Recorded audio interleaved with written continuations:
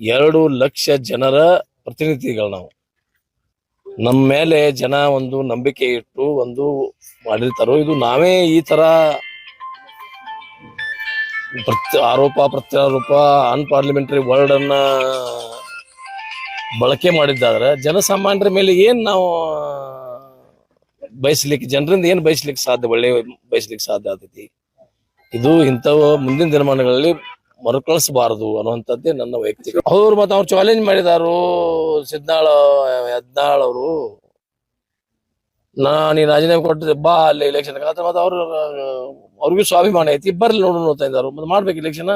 ಅವ್ರನ್ನ ಕೇಳ್ಬೇಕಲ್ಲ. ಇನ್ನ ಅವ್ರ ಶಿವಣ್ಣ ಪಾಟೀಲ್ ಕೇಳಿದಾರಲ್ಲ, ನಾ ಕೊಟ್ಟಿದ್ದೀನಿ ನೀವ್ ಯಾವಾಗ ಕೊಡ್ತೀಯಪ್ಪ, ಎಕ್ಸೆಪ್ಟ್ ಮಾಡ್ಲಕ್ ಹಚ್ಚನ, ಮತ್ ಚುನಾವಣೆಗೆ ಹೋಗುನು ನೀವ್ ಎಲ್ಲಿ ಹೇಳ್ತಾರೆ ಇಲ್ಲಿ ನಾವು ಬರ್ಲಿಕ್ಕೆ ತಯಾರಿದ್ದೇವೆ ಅಂತ ಹೇಳಿದಾರಲ್ಲ. ಬಟ್ ಇದು ಸರಿಯಾದ ವ್ಯವಸ್ಥೆ ಅಲ್ಲ. ಇವರು ನಮ್ಮ ತಪ್ಪು ತಡೆಗಳನ್ನ ಕಂಡು ಹಿಡಿದು ಸರಿಪಡಿಸುವಂತ ವಿರೋಧ ಪಕ್ಷ